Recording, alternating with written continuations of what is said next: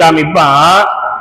ஜக்காத் ஒரு ஆள் கொடுக்க மாட்டேன் மறுத்தா, இல்ல என்கிட்ட பணம் இருக்குங்க, நான் சம்பாதிச்சது, நான் கண்ணு முழிச்சது, நான் பசியோட பட்டினியோட நல்லது உள்ள திங்காம வேர்வை சிந்தி உழைச்ச பணம் என்கிட்ட இருக்கு, நான் கொடுக்க மாட்டேன் ஒரு ஆள் சொன்னால் அந்த ஜக்காத்தை ஒருவர் அவரிடத்திலிருந்து புடுங்கிக் கொள்ளலாம்.